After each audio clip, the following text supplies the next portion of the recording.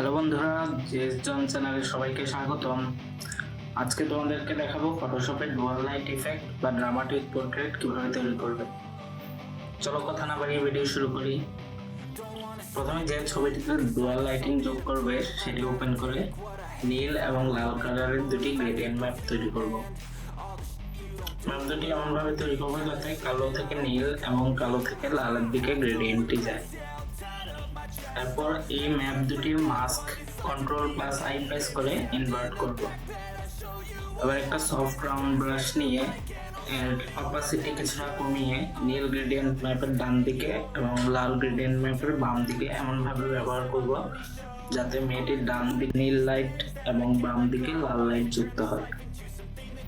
তোমরা অনেক সময় নিয়ে এই কাজটি করতে পারো, আমি এখানে টিউটোরিয়াল ছোট রাখার জন্য তাড়াতাড়ি দেখালাম।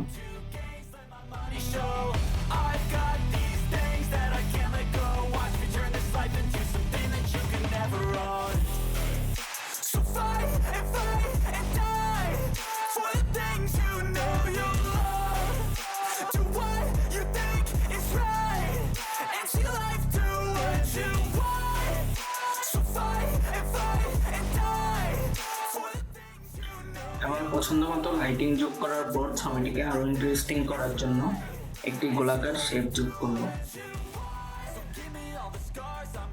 আমি একটি ছবি ব্যবহার করছি, তোমরা চাইলে পেন টুল ব্যবহার করেও এই শেপটি তৈরি করতে পারো।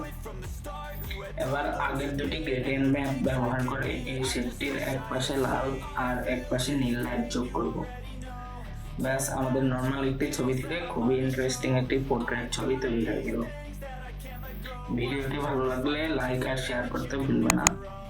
আরো মজার মজার ফটোশপ টিউটোরিয়াল পেতে আমার জেস জন চ্যানেলটি সাবস্ক্রাইব করে রাখো। ধন্যবাদ।